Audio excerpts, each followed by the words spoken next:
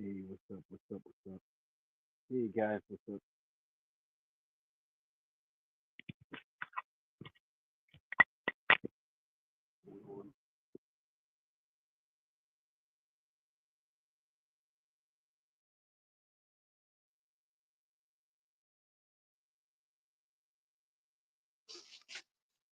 Hey guys, what's up? What's up? How y'all doing?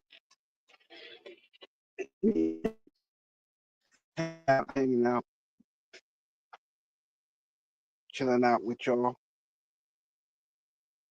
Yeah, we're not gonna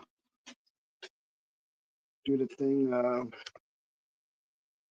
not gonna do the thing. Do the drama today. We're just gonna do a chill stream.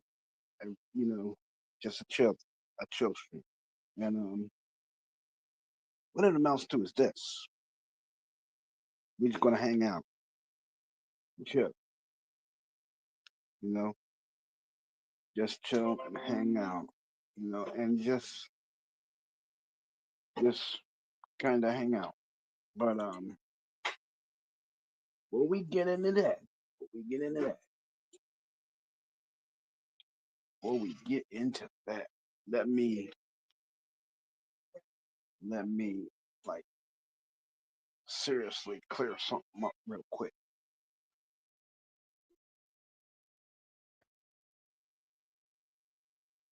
Thing is,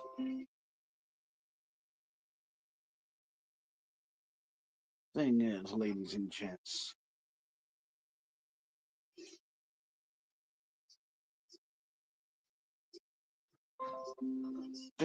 ladies and gents, we're just not gonna do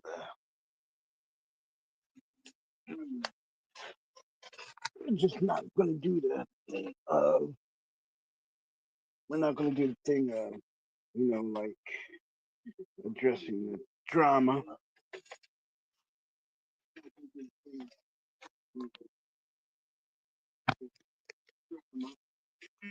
that, but we are going to just hang out and and just chill. So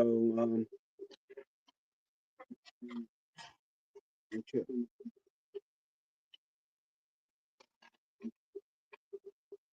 Okay.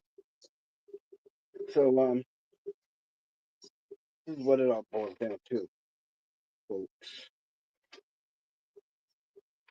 Big shout out to DD Live Studios and Gaming Live Studios. Yeah, big shout out to you too. Um, Terra Live Studios. Big shout out to you as well. Happy Sunday to you all. You know, even to those who, even to those that apparently we're like having a conflict with. But, you know, I'm just saying happy Sunday to everybody. And, you know, I'm not gonna do the thing of addressing that stream because it's not worth addressing. I mean, I just wish everybody would have a good evening and just chill out. Have a good evening and relax. Have a good dinner and just chill. You know, everybody's welcome. We can talk, converse. You can have like a good stream. Everybody's welcome. We can totally like vibe a little bit. But yeah, we're not even gonna do all this stuff. But hey, I'd like to I'd like to bring your attention to something that I noticed. Yeah, I noticed that anime, even though it's good, has gotten more violent, more bloody. You know, I noticed that. I mean, like in every anime I watched so far, it's gotten like violent and bloody. I mean, it's beyond the normal realm of violence. I mean, like, say for it's like I wouldn't let a kid watch it. I mean, these cartoons are basically made for adults. Basically, I would say, I would honestly say, I would not let a kid watch that. I mean, and some of the stuff that happens in these cartoons and video games, I meant to say, are adult themed. I mean, you find in one cartoon I watched called I think it was Afro Samurai. Um, the the Afro Samurai, he beheaded this guy, like totally chopped his head off with the guy's kid sitting right there. You know, he killed the guy right in front of his kid. I mean, what kind of stuff is that? I mean, and then I don't know, I don't know, but they put it on a different time slot. You know, they put it on later so that the adults can watch it and not kids. I'm glad of that at least because you should not have kids watching cartoons that could basically damage and that's the way it is. I mean, hey, I mean, I know I wouldn't let a kid if I don't stuff if I had kids. I mean, no, I mean the world is violent enough as it is uh, without anime violence. I mean, you can play a video game, but at the end of the day, you know there are things you can do. There are things that are acceptable in life that you can do, and there are things that are not acceptable. You know, civilized people don't go around chopping each other's heads off and blowing each other's brains out with rifles and stuff like that. I mean, and this is all happening in video games and cartoons. I mean, I it was like if you ever watch Cartoon Network, it was this cartoon called Inuyasha that takes place in feudal Japan. The girl goes down a well and she's transported back to feudal Japan. And she meets this dog demon, right? He's half human and half demon.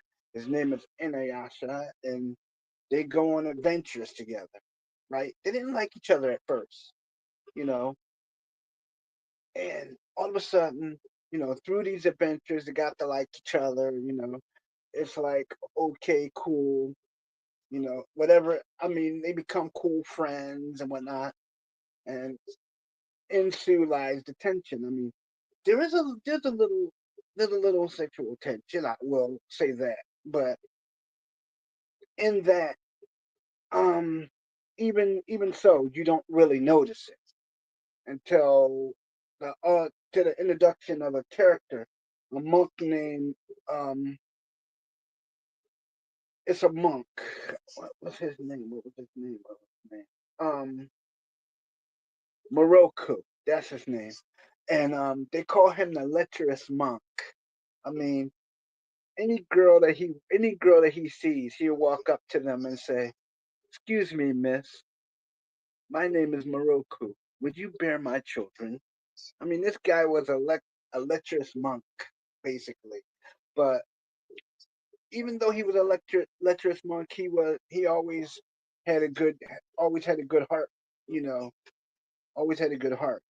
But his problem was he was cursed with a tunnel, like a black hole in his hand. Like when he takes the beads off of his hand, the tunnel will open up and it will suck anything in front of it into it. It's like an endless void. I mean, it's a good science fiction thing. I mean, that's a good it's good if you can watch it and say, yeah, it's entertaining. Yeah, it's. I mean, as an adult watching it, I would say, yeah, it's entertaining. Yeah, it's something that I could really watch. You know, but it's not anything that I would let a kid watch. I would not let a kid watch that cartoon that's at least under. 12. I mean, 12 or 13, yeah, you can watch it. Yeah.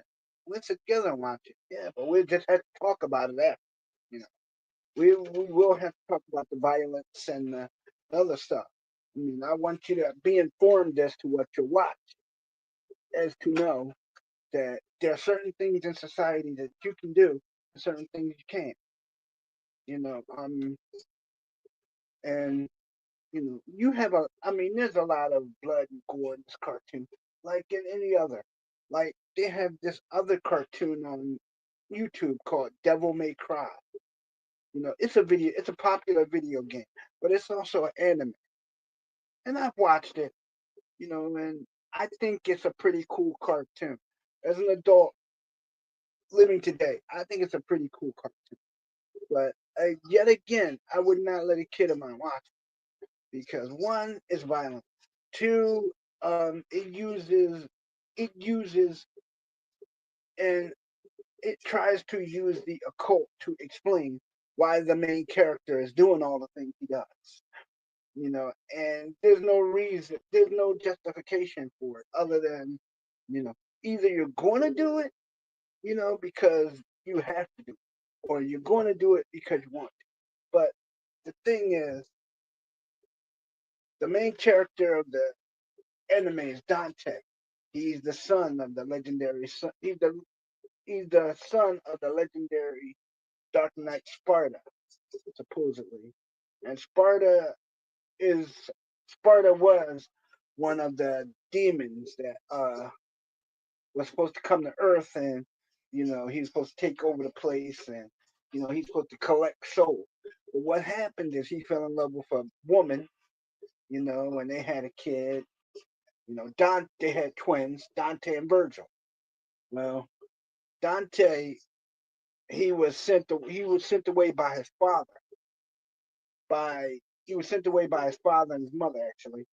And Virgil Virgil was taken to another dimension by Mundus, and he was supposed to become the next Spartan. But when Dante heard of all the strange happenings that happened, along the countryside, he heard demons, swoop down and attack people and all this, and he decided, well, let's go check it out. Let's check it out. It might be something to it. So he grabs his sword and his guns, and he goes over there. He goes to his father's castle, their ancestral home, and he notices that um, upon getting to the front of the castle, the door has been, the door is open. So he goes inside, and he hears the voice of Mundus welcoming him to his ancestral home. You know, and up, he's walking through the hall trying to find out what's going on when he happens upon this woman,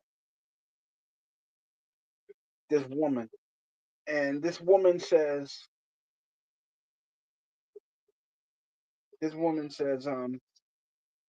she says, hi, um my name is Trish. And you know not knowing who she is, Dante talks to this woman. But the woman, in a fit of rage, attacks him, revealing that she's not only a woman, but she's a demon too. So Dante decides, well, I'm gonna fight you enough to subdue you. I'm not gonna kill you. I'm just gonna stop you. That's what he did. He stopped her, and he fought her enough to get away from her. He was walking through the castle after losing Trish in the corridors of the castle when he happened upon a room, and in the room something was calling to him. It was the sword Alistair. Alistair was his father's gift, one of his father's gifts to him, you know, to protect him from the demon, protect him from the demons and Mundus. So he goes into the keep of the castle, and he sees Alistair in a rock, in a wall, sticking out of the wall. and it's talking to him, and it's identifying him, identifying itself to him, saying, "Hello, I am the sword Alistair," and he's like the sword is literally telling him what what happened. So Dante hears this rumbling in the castle, and he reaches up and he grabs the sword out of the wall. Upon grabbing the sword out of the wall, the energy from the sword, like goes into him, kind of bonding him and the sword. So he takes the sword and he puts it on his back, and he goes upon his way. He's like literally walking around. You know, and as he's walking, he's encountering different things. Like in one in one area of the castle, he encountered these like kind of, I can't explain it. He encountered this, well, ball of energy. It came out through the wall and attacked him, you know. And then it turned into like this Black Panther with red eyes, and he was trying to fight it off. He was shooting it with his guns, ebony and ivory, and it had no effect. So, um, to defend himself, to help Dante defend himself, the sword hexed his guns and gave him the power of devil trigger. So when he started firing his guns again, he shot out these projectiles called, um they're called his devil, his devil trigger action, where his bullets become, like magic bolts, and they leave the gun, and they kind of do a lot of damage. He was shooting these, he shot the Black Panther until it was red, and it turned into a ball.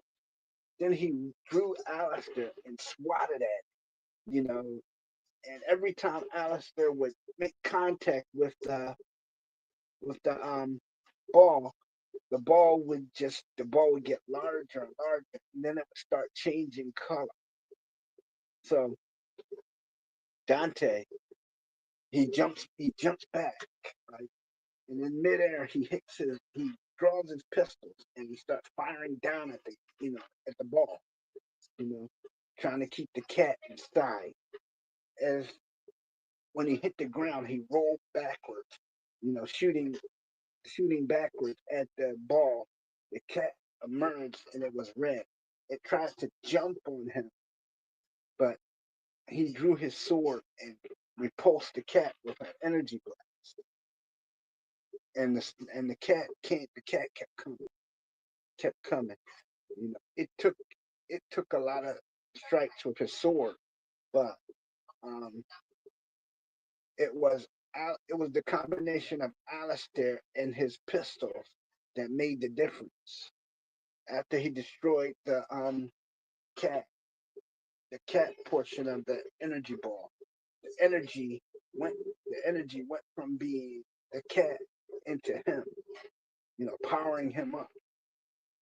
So he went along his way to through the castle. He kept encountering different things as he went along. He encountered. He got toward like this hallway where he would run across these like demon type. They were like corpses, where he would fight his way through them. I mean, he had to literally fight his way through, and up the stairs. He made it into one room where this mirror was, and on the other side of this mirror, it was his. He saw his reflection, but when he looked back, it wasn't his reflection anymore. He had seen his brother, right? And his brother had a pendant like his, that their mother had given them. So he was curious about the pendant. So what he did was he got close to the mirror and he reached inside, and his brother grabbed him and he pulled his brother through the mirror, right? But but Virgil, not knowing Dante was his brother, attacked him, attacked him with his sword, and they started fighting. It wasn't it wasn't until it wasn't until Dante was about to get killed that Sparta, you saw Sparta appear before them and say, call them both by name, and they stopped the fight as to wonder who this guy was in the black armor. They were both looking at him, and he ordered them to stop, but the fight went on. So what he did was he had to literally tell them he had to literally tell them what was going on. See, what Virgil didn't know was the reason why he was given the reason why he was given the dark power to fight his brother was because Mundus wanted the power of Sparta. But in order for him to get that power, Dante had to be killed. And Virgil had to become Virgil had to become the sole inheritor of this power, the soul that, gets the power of Sparta, you know. So what he did was when he fought Virgil, Virgil got wounded, and in order to save his life, he had to go back inside the mirror to heal up. Virgil went on, and he went on. The Dante guy went on. He went to do his business, to see what's going on in the castle. As he happened along, he had met he had met various creatures, like in the great hall of the castle. You know, he he met a spider type creature that was supposed to have been Mundus's guardian to the inner sanctum, and Dante had to fight this thing. He had to the first time Dante was wounded, and leave. He had to leave. So he ran out of the room and closed the door, you know. And he went in search of magic items like the gauntlets. It was these it was it was the gauntlets crafted in hellfire. And what it is Dante, when he put the gloves on, he was able to not only you know, punch an enemy, until they die, but he was also to shoot fireballs, like fireballs out of it. So he found the gauntlets, and he went back. He had to go back down to that level to fight the spider creature. So he went back in there, and he started fighting the creature, shooting at it, swatting it with its sword. He found out that if you attack it head on with the sword, and then start shooting with the gun, the devil triggers with the gun, it'll weaken the creature enough for you to strike the blow with the gauntlet. So what he did was he weakened the creature by making the creature making the creature exhaust his energy, shooting fire at it. And Dante flipping around the room, made the creature tired. So what he did was when the creature was tired and tried to rest, Dante came down with the sword and stabbed him in the top of his head, jumped back, off of him, and came back in, punching him, and swatting him with the sword. The creature was so weak he couldn't take the assault. He was dying and was he started to transform into this big ball of red energy where Dante he took his sword and he punctured it, and the energy broke into these balls and came right into him, right into him, powering him up, you know, activating the devil triggers in the room. powering Dante up even more. So he went on searching for Mundus, and he happened upon another area where the where it was this full length mirror thing, and he took his pendant off, and he showed it. He like showed it to the mirror, and the mirror absorbed the energy of the pendant, letting him pass. And on the other side, it was a it was a stone with Sparta inside, sword Sparta, and he took the sword out of the stone, and you know, when he lifted the sword's power just went into him again, and he put it on his back, and he went to walk out, but a evil energy clone of his brother Virgil showed up, and this guy was wearing the black armor. He wanted to he wanted to keep Dante from having Sparta. So Dante and him started to fight. Like they started to go sword for sword, blow for blow. They were really going for broke. And it was it was the sword Sparta was the equalizer. What Dante did was when Virgil when Virgil knocked his sword out of his hand, Dante decided that he was going to cheat. He grabbed he grabbed Virgil and tried to grab Sparta, but Virgil forced him away and picked his sword up again. Next thing you know, him and Dante, they're fighting. It wasn't like two brothers fighting. It was like two enemies locked in Mortal Kombat. Like totally, totally, totally on. Like it was like an ongoing battle, and you know, one it was not one giving up and leaving.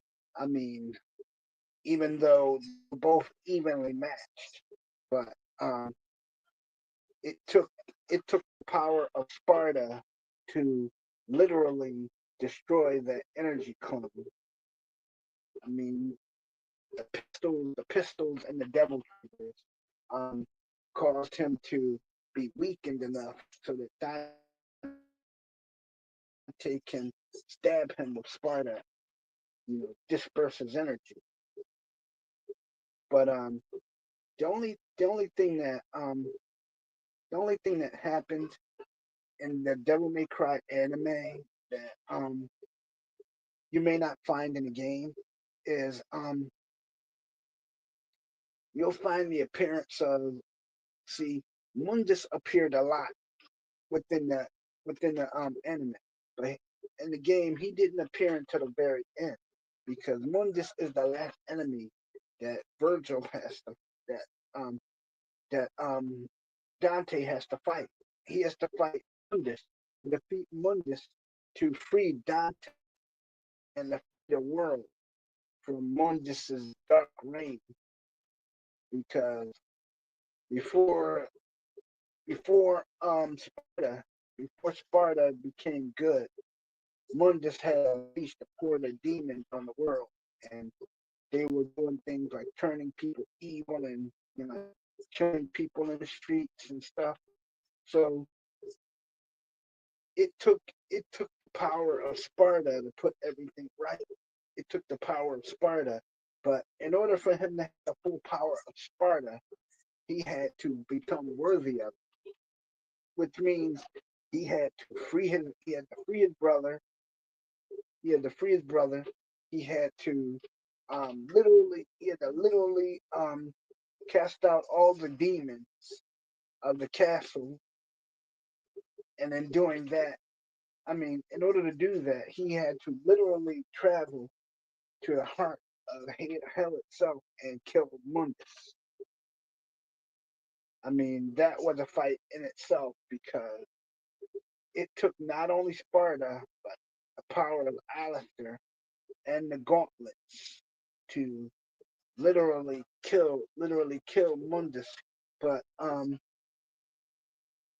the thing about the killing Mundus, the killing of Mundus, but it took every ounce of power that Dante had. But if it wasn't for the fact that Mundus was weakened by Lucas Mundus was weakened, he decided to possess Virgil and send him after Dante.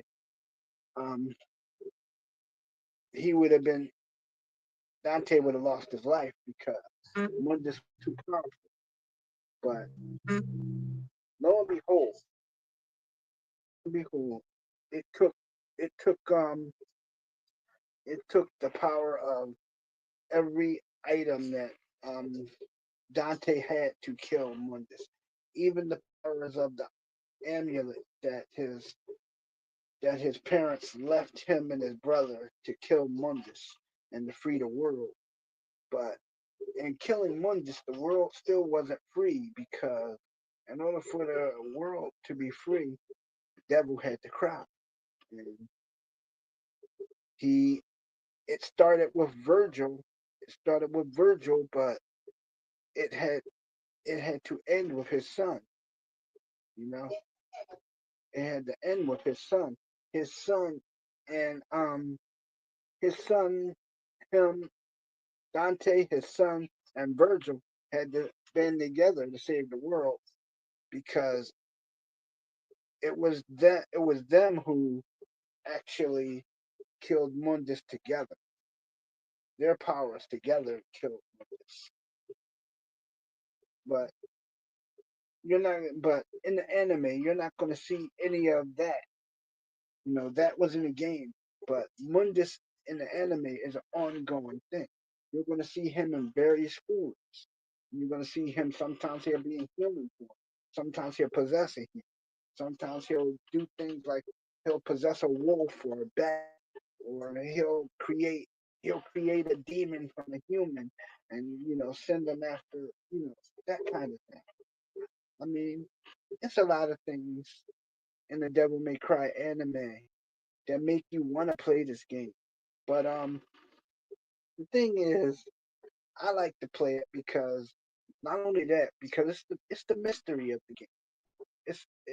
I mean, not only do you fight, but you solve the mystery. It causes you to use your brain. What if this happened? How would I survive it? How would I fight it? What weapons do I use? You know, it brings on a mindset all on its own. It, in other words, it puts your imagination puts you in the game. You're playing your Dante. You're you're doing this. You're fighting an unbeatable evil that you're trying to save the world. Even though everyone is against you, you're trying to save everybody. You know, and that's the thing. That's the thing in this world today. You know, people are working. People work. Some people work, and even though they work, they feel oh, they work and they feel the world is against me because basically the way it is now, you might as well say the world is against. I mean, in ways that you would never expect. Like like in the video game Devil May Cry, you have to get past certain obstacles to get where you're going.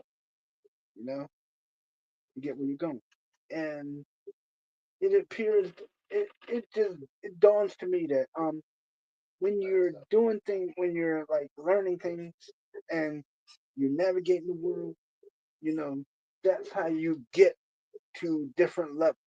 You get knowledge and you can go this place, you can surpass, where you were.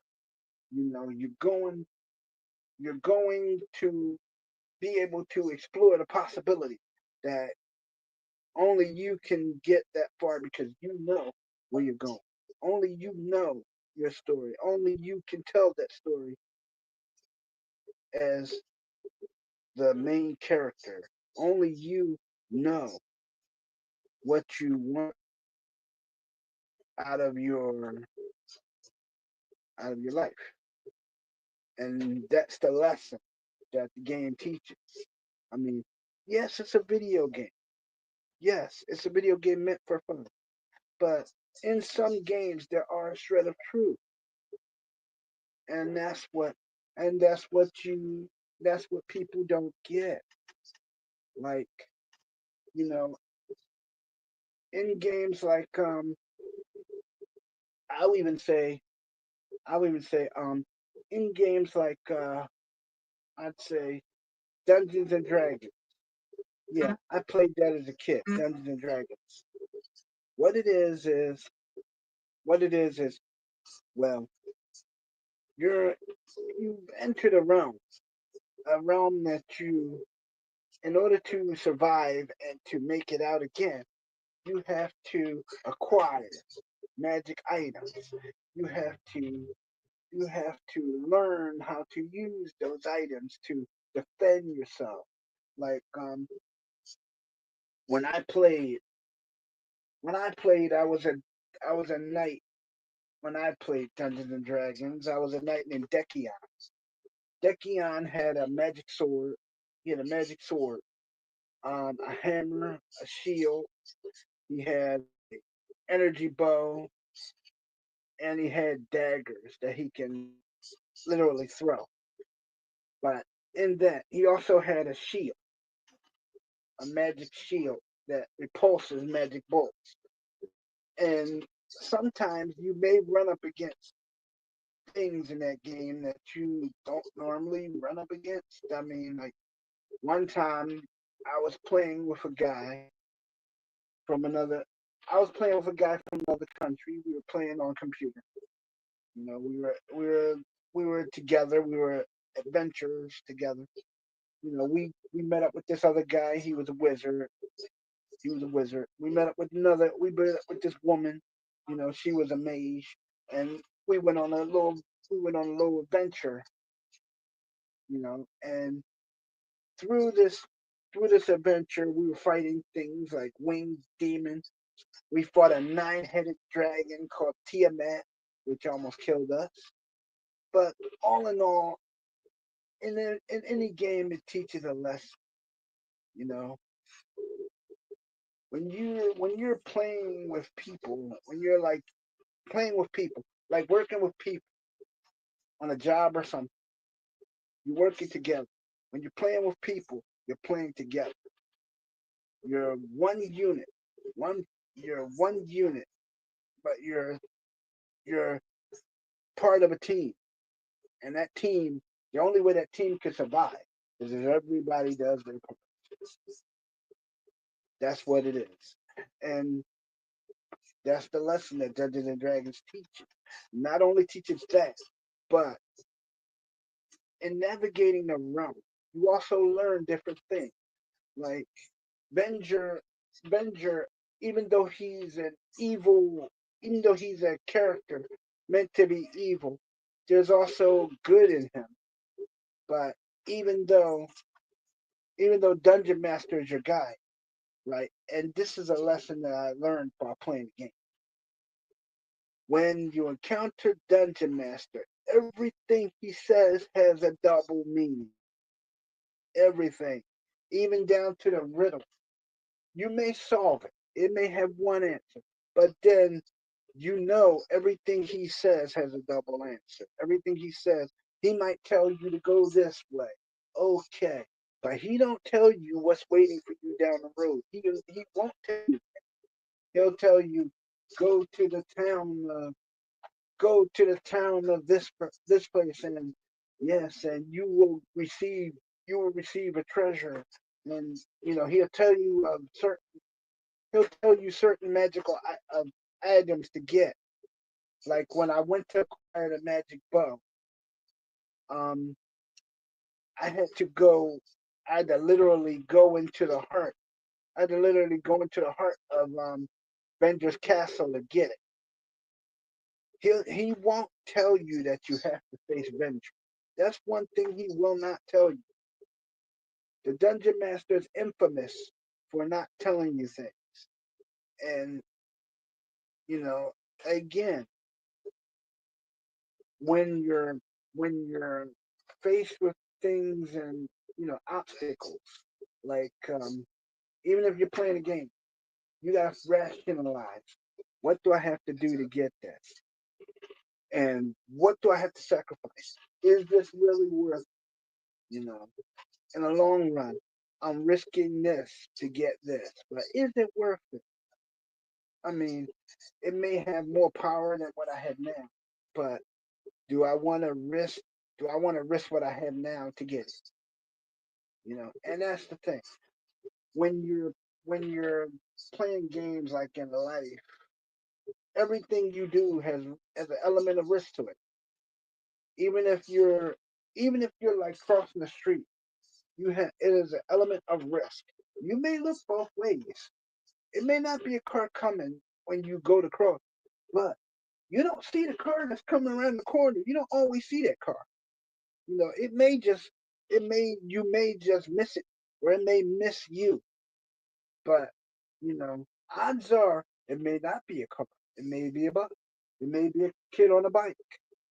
But what I'm saying is, no one knows what comes around the corner. No one really knows what life is going to bring, and that's what games teach you. That's what video games teach. That's a lesson that video games teach.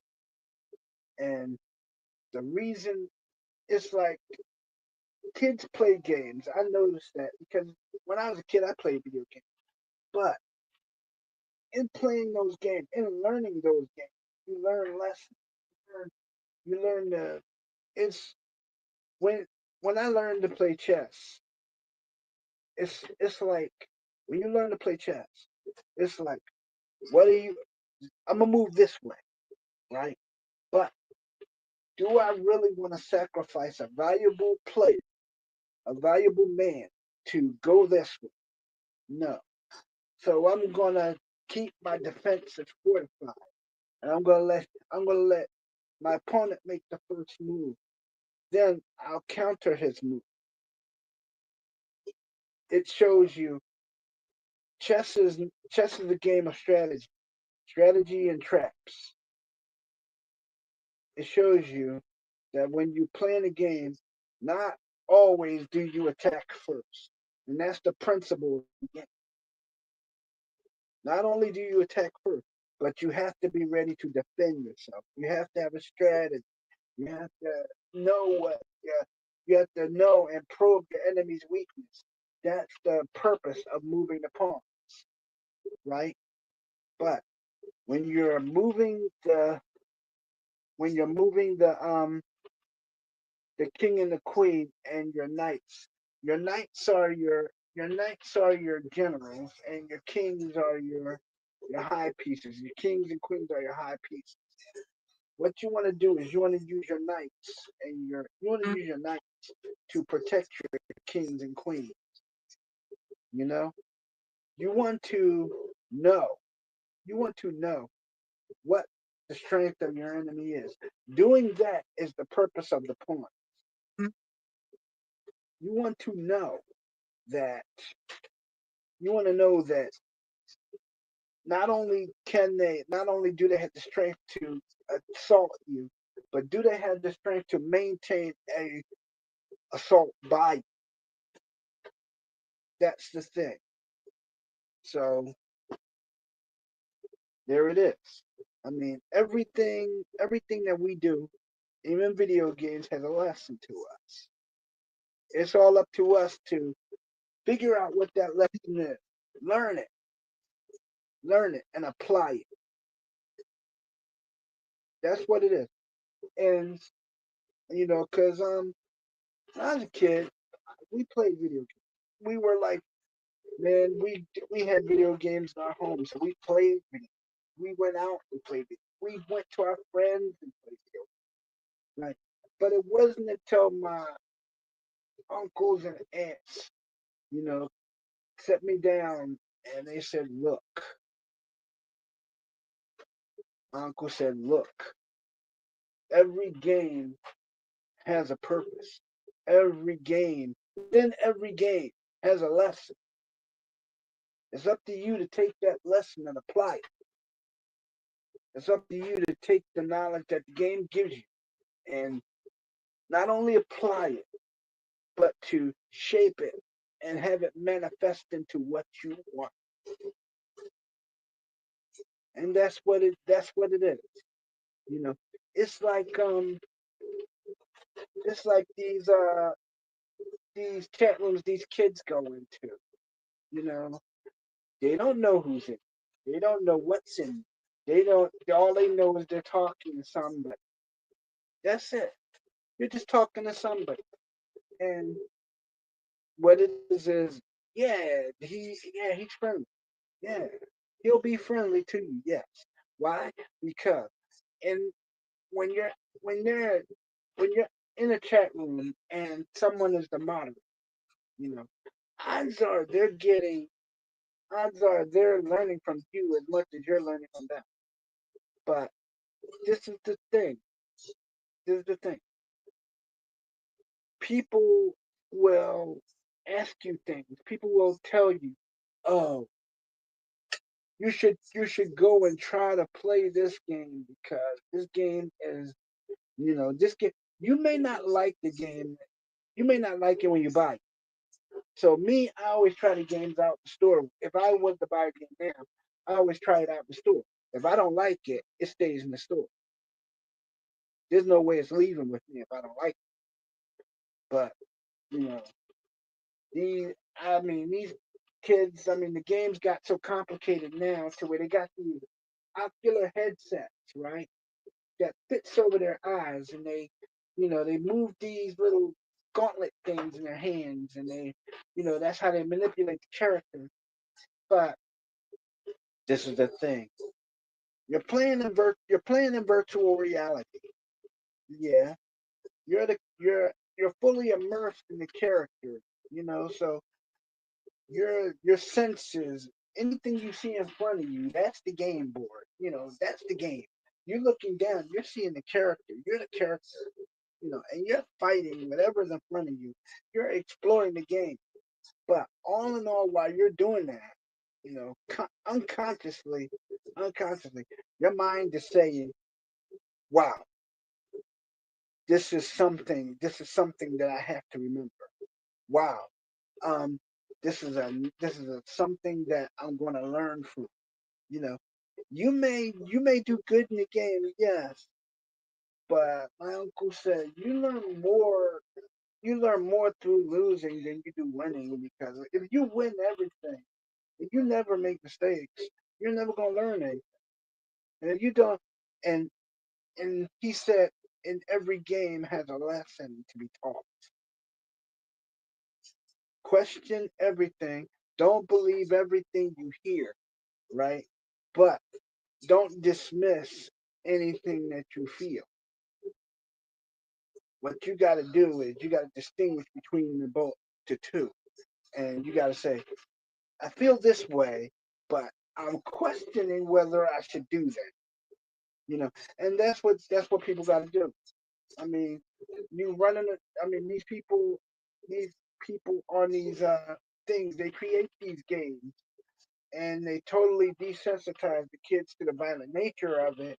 So when the kid goes out and he does something like they had this commercial on TV where these kids, where the game designers are literally getting sued because these kids are going out committing like serious crimes because these games, you know, they had a story on Law and Order, right, where this kid, after playing Grand Theft Auto, he literally went out, he stole a car.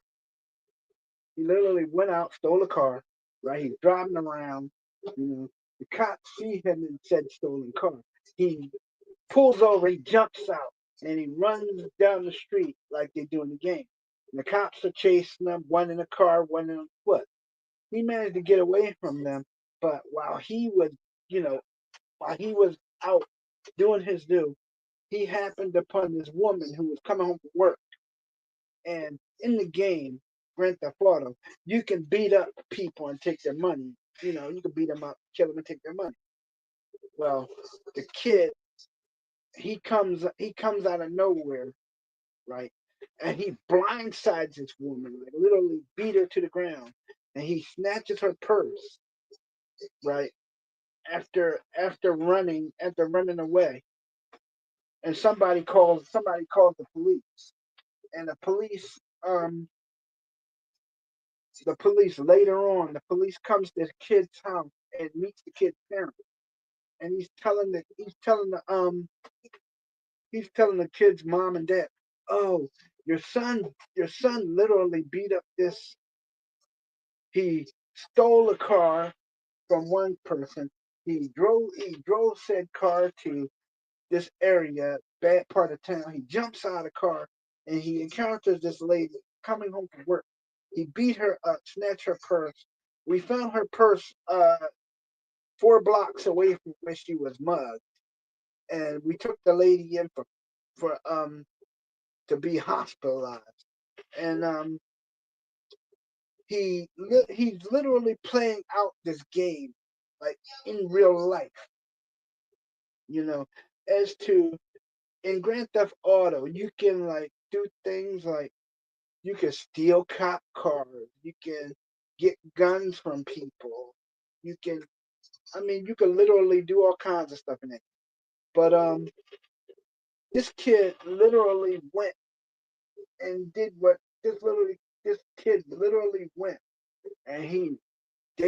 cops should have stopped him before it got this far. All of a sudden, they hear about, oh, there's a death on the Upper East Side, and um they get to the place, and it's this woman, and she's sprawled out. She's like literally she's dead. Come to find out, this kid broke into her apartment and he hit her over the head. Hit her over the head. She bled out, and he took her jewelry and he left. And you know he just took her jewelry and left. And at the end of the thing, at the end of the show, when all this stuff he did came to light, his parents still said, "Oh, but you can't blame him. It's the video games. It's the video game. It's the negative effect that they have on children. They desensitize our kids, and they make it so that it's easy to take a life." No, not true at all. Because I can I can tell you, as a person who played Grand Theft Auto, every time I played, right, being as though my being as though my aunts and uncles, right, they literally tell us before we sit down to play any game when we were younger, it's a game. You can't go out in society and do this because one is wrong. It's wrong to do this, and two, um, they would say your mother wouldn't want you to do this. Your father wouldn't want you to do this. So you know, they would explain to us why, before they let us play the game. And there would be a long talk before we actually play, which I'm thankful for. Because you don't know, these kids nowadays, they don't have anybody to come to them and say, look, Johnny, or look, Johnny or Joe, hey, I'm gonna let you play this game, but first I'm gonna explain to you. I'm gonna have to explain to you that you can't go out and do this. You can't go. Like, you can't go out, steal a car, and kill people and all that. It's against the law. They will lock you up, and such. You know, that's what my aunts and uncles did for me. I'm thankful for that, because it's anything like when you're playing a game as in life. You can't go through life and not learn anything, because if you do, what's the point? What's the point is actually playing the game if you don't know anything? What's how you going to get any? How you going to score any points? How you going to It's like it's like going out for a job and you can't even read the job application. Seriously. I mean, like, why would you even do it anyway? I mean, I've had people, I've worked with people actually that will tell me, yeah, I came to fill out this, I went to fill out this job application, and yeah, once I filled it out, it took a while, but I filled it out. I got the job and everything, and you know, I got the job, but I had trouble doing it. Like when it's like when I worked in fast food. When I worked in fast food, because I worked in McDonald's, and I'm gonna tell you, when I worked in fast food, I had problems doing the job because one, I had a manager that didn't want to show you. Two, I had people around me that didn't want to show me anything. Normally you have people that want to teach you stuff, want to show you, want to, do things to help you. You didn't have that. Normally, when you had to do things, you had to literally, like, they literally gave us a video. This is how we had to learn. They literally gave us a video as to how to prepare the food, how to clean the equipment. We had to watch videos. You know, our real first day of work, we got slammed because our managers actually stood by and did nothing while we got slammed. Literally, all they did was, oh, you had the manager walk by and go, oh, yeah, you're doing a good job. Yeah, yeah, right. Keep doing that. And that kind of thing. I mean, managers and bosses are supposed to help you. They're supposed to train you. They're supposed to teach you what you need to do the job properly. But then they're supposed to teach you safety on the job too. I mean, my boss did things like one time I was working with this 16-year-old girl back there, and I was I was cooking. I had my bread in the oven, and I was breading chicken to, like, literally after cleaning it and setting it, to be cooked. I dropped my chicken in the fryer, set the timer, and I come out, and she's literally getting ready to turn on the slicer, and I'm like, "What are you doing?" And she's like, "Oh, I'm getting ready to." I said, "No, you're not." She said, "Why?" I said, "Because health department regulations state that if you're not 18, you can't handle the slicer. You're not allowed." She said, "What do you mean?" I said, "Look at your crew book, area A. You can't handle the slicer. You're not 18. You can get us into trouble even by being back here touching this." She goes, "What do you mean? I can get in trouble. I'm an employee too." I said, "It doesn't make a difference. Law is the law. You're a minor. You're not supposed to even be. You're not even supposed to be back here without adult supervision. I'm working a station. I can't supervise you because I'm working a station. I can't literally stop, stand behind you, and go, 'Don't do that. Don't do that. Don't unplug that. Don't set that like that.' I can't do that. You know." And then she goes. Then she says, well, what am I supposed to do?" I said, "One, according to regs, you're not supposed to handle this. Two, go back and get a manager or supervisor to do this. They know the regulations. They can get us in trouble by letting you back here handling this equipment." And they go, and she says, "Well, what am I?" She goes, "What am I supposed to do in the meantime?" I said, "Well, you want to learn something? Come and I'll show you how to do this job." And she goes, "What do you mean?" I said, "Your job is I said, "Your uniform tells me that you work in a dining room. The colors of your uniform tells me that you shouldn't be back here in this kitchen." And she goes, "What do you mean?"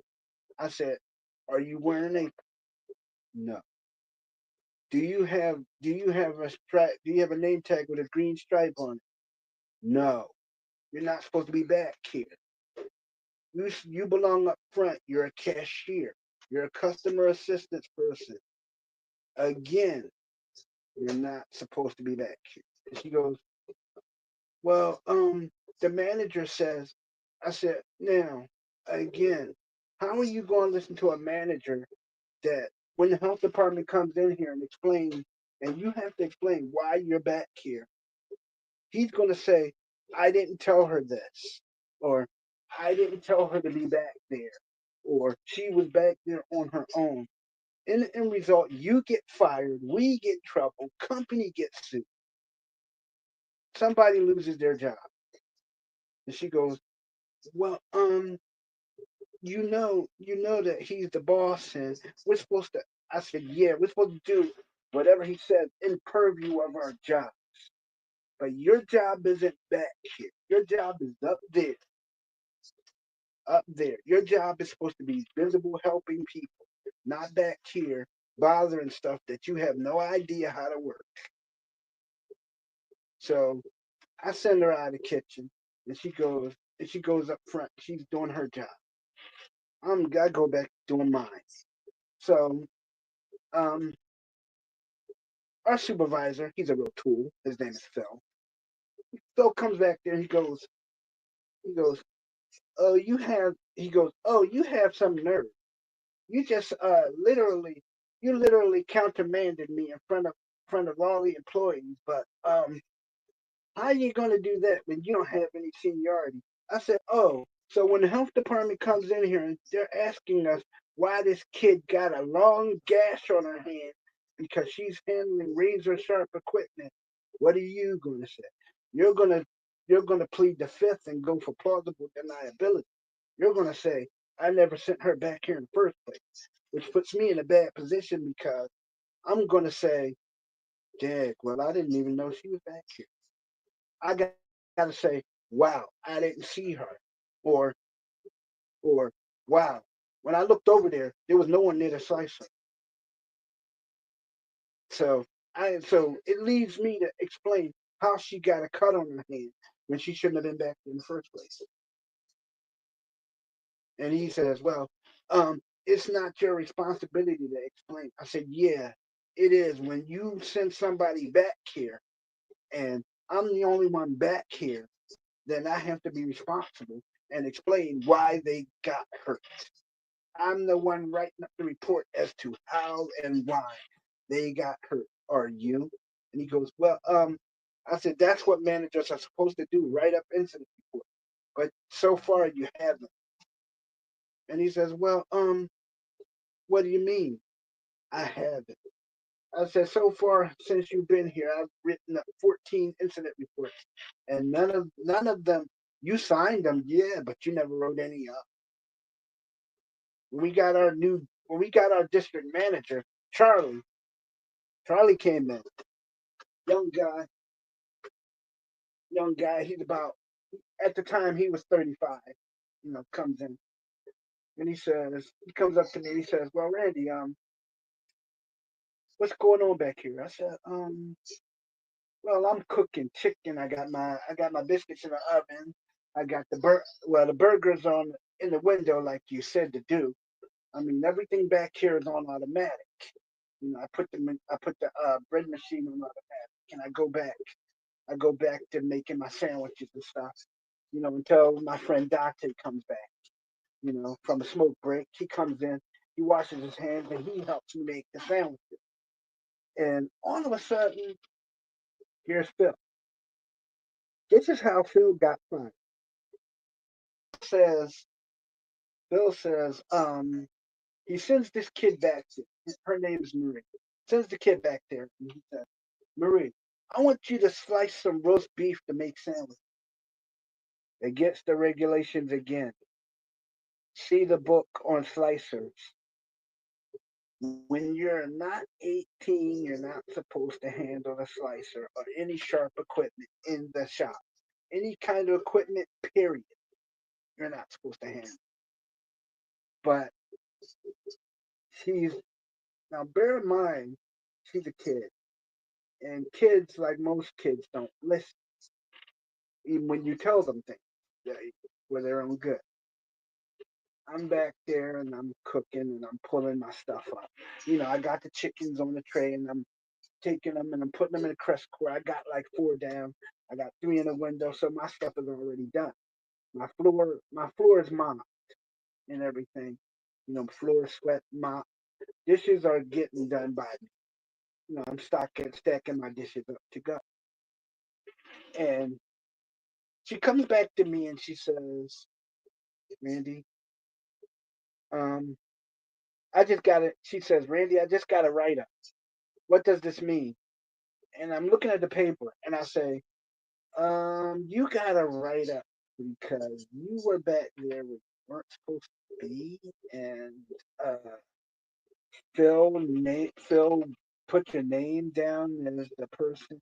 He basically filled out a blue sheet on you, which will cause you to lose your job. And poof, lo and behold, Phil got fired because Phil didn't listen, and that's it. Hold on.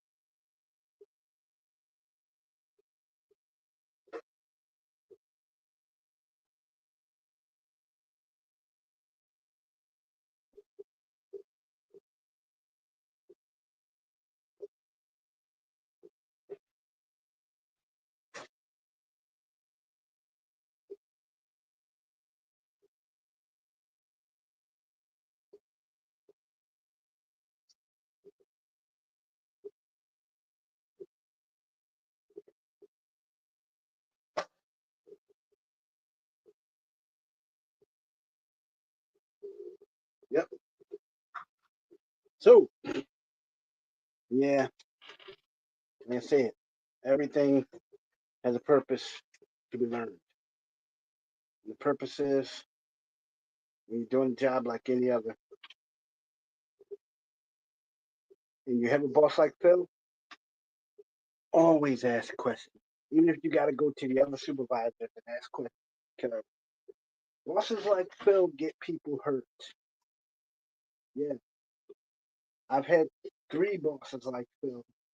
One time I actually did get hurt because I didn't know how to do something, and he was rushing me, and I actually did get hurt because this guy was rushing me to do my job. And the general manager always said, take your time and do the job right. Do it safely. Don't try to do too much because you'll hurt yourself. This guy, he kept rushing me, right? I'm making bread as fast as I can. I got 30 trays done and I'm still making bread, you know. I got my friend Dave back there. He's handling the chicken. He's cleaning the chicken as fast as he can. He's cooking it, and I'm making the bread as fast as I can. I'm making 3 forms of biscuit and he's rushing me and he's not trying to do anything to help me. He's like literally bugging. He's over my shoulder the whole time, you know. And when and he accidentally brushes me and my hand slipped across the knife and it cut the tip of my finger. And I'm bleeding and I had to go to the hospital. But I told the incoming manager what happened. And she took the biscuit batter and she threw it out and she put the bowl she washed the bowl and put it up put it up to be sanitized. She left it in the sanitized water. And they took me to the hospital and got my finger stitched. And I come back, right? And the guy literally got mad at me because, she threw out 8 bags. She threw out 8 bags of biscuit mix, a full bowl of biscuit mix. That would have made exactly 16 trays of biscuits. I'm telling you, he got so hot under the car because he didn't want to waste the dough, but you couldn't use the dough because the dough had blood in it. So so she took it and she dumped it and she washed and sanitized the bowl. She put a new bowl in there, right? I come back to work to get my paycheck for the week, and he literally fires me. This guy, he literally tells me I'm fired. He was so mad. He yelled at me, told me, "You're fired. Get out." All this stuff. You know, he's literally telling me to like literally get out, leave, don't come back. So I'm at home, right, and I'm sitting there. My fingers in a my hand is in. They catch my finger, and I'm sitting there, and I'm sitting in my room, and I'm kind of I'm playing video games with my brother, and um he's and my mom comes to the door and she says, "There's someone on the phone for you. I think you have to get this. I think right because I." And she says, "It's your job on the phone for you." And I was telling my mom, I said, "How could this be?" I said, he fired me. He fired me like last week, and I'm sitting at home. I'm still playing video games. So I I literally told the guy, I said, "You fired me. What?" I'm asking him, "What do you want? You fired me." And he says, I really need you to come back." I was like this, goodbye, click. So I'm still playing video games, right? This guy, he waits till 4 o'clock in the afternoon. Now the shifts had already changed, and the manager comes in and she says, "Randy, could you exactly come up here? I really need your help. We have they stuck me with a bunch of kids, and we really need your help because they supposedly had hired a crew trainer, but he didn't get here, and we got to start the shift, and we have no chicken, we have no biscuits, but we have burgers. We just we just need someone to start off the shift." So I go in there, I go in there, and I tell the manager, I said, "Technically, I said, technically, I'm fired. I'm not even supposed to be here. And I asked her, I said, I'm fired. I can't be here. And she goes, what do you mean? I said, he fired me like last week. Didn't you get the notice? And she goes, what do you mean? I took the pink slip out of my pocket and I give it to her. And she goes, and she tears the pink slip up. And she goes in there and she makes a phone call. She literally made a phone call. She called the GM on his day off. And she says, look, I need help. They stuck me with a bunch of kids. Um, the crew trainer never showed up, and we really need people that know how to work this stuff. And I'm trying to train the person on the cash register, and I have nobody to work in this kitchen with this other guy. And you know, and the boss says, just as I'm walking out, she says, can you come in the office with me? So we're sitting in the office and talking. And she goes, do you think, she goes, and she gives me a brand new uniform, pressed and everything, pressed out of pay. And she says, can you get dressed and start off the shift? And I go, again, I'm fired. And the general manager wants to speak to me on the phone because we're like on intercom when we're talking. And she goes, and he goes, he goes, what did he fire you for? I said, all I did was he was rushing me and I got hurt.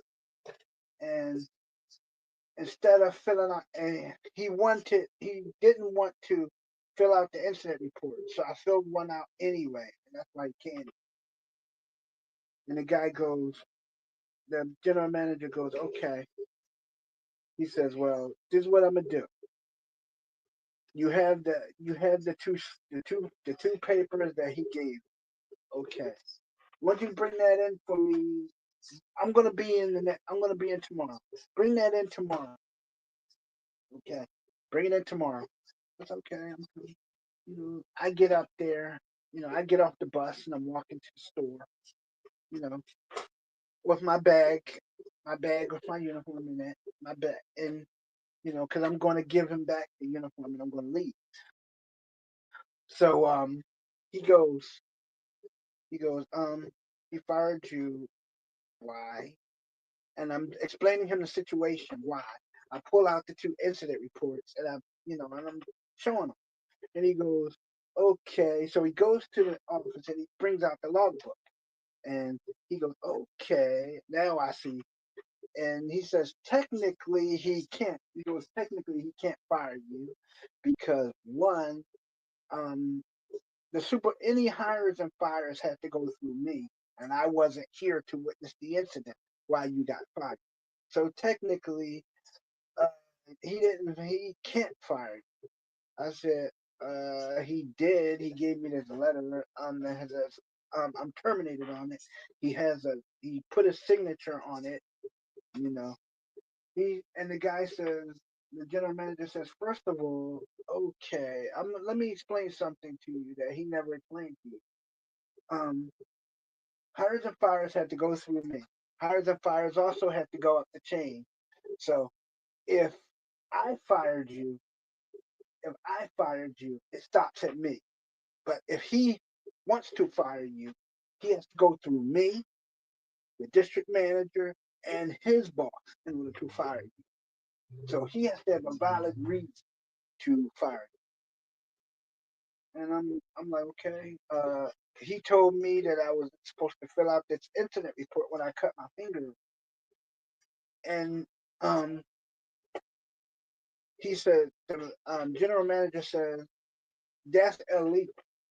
He says, if an employee gets hurt, if an employee gets hurt on a job, any job, they're supposed to fill out an incident report, right? Or or we're liable to get sued. We can get trouble by the EEOC and other stuff. And um, I also explained to him about the batter, the biscuit batter and stuff. He says, "Oh, okay, now I know. Now, okay." He didn't fire you because of the issue report. He fired you because you threw out that batter that you actually that you actually bled in, and then um, that he wrote it up as a misappropriation of company equipment. I said, okay. First of all, I never stole anything. I said the battery is in the bottom of the trash can. That's in the bottom of the dumpster. I said, yeah, we never took anything. As far as that go, you know. And he says, oh, it's in the dumpster in the trash, and yeah. And he goes, oh, did you fill out a waste report when you threw out the battery? I said, the other manager filled that out. She saw it. She saw it, and she saw it and she filled it out. She threw it. She put it in a time tag. She put a time tag on it, envelope on your desk. She signed her name on it, and you know. So he says, okay. Now he calls me back to work, and I'm there, but I'm not. He goes, you'll be here. You're here, but you're not on the clock. But you're getting paid, but you're not here. You're here technically, but you're not working. You're just here. So I'm in the dining room. I'm sitting. I'm like kind of just sitting there, and I'm like not doing anything. And he comes out and he comes out and he says, your finger is hurt. I said, yes, it's swollen. He says, it's swollen. He said, I said, yeah, it's swollen. Right. Um, it took a while. It took a while for my finger to heal. But when it was healing and I was working with it, as I was working with it, because I had to put my hands in biscuit dough. And biscuit dough is frozen. Biscuit dough is cold when you mix it. It's like really cold. It's ice cold actually. And you're mixing it, and my hands were like totally hurting. My hands are like totally hurting. And the manager, the same manager that canned me, he says, "Oh yeah, you're back again." Um, he goes, "Oh, so I'll have to." He says, "Oh, so I'll have to fire you again." And the general manager walks up behind him with Charlie, and he goes, "Okay." He says, "First of all," he says, "Okay, first of all, he says, first of all, you're a supervisor. Anything you do have to go through us. So if we fire you, then we don't have to explain it because we heard you threaten him." And he says, "Oh, so," and this is where knowledge comes in. Even though he's a manager and he's supposed to know the regs, he doesn't. I mean, he didn't he didn't verbally give me a warning. He just out and out threatened my job in front of everybody, right?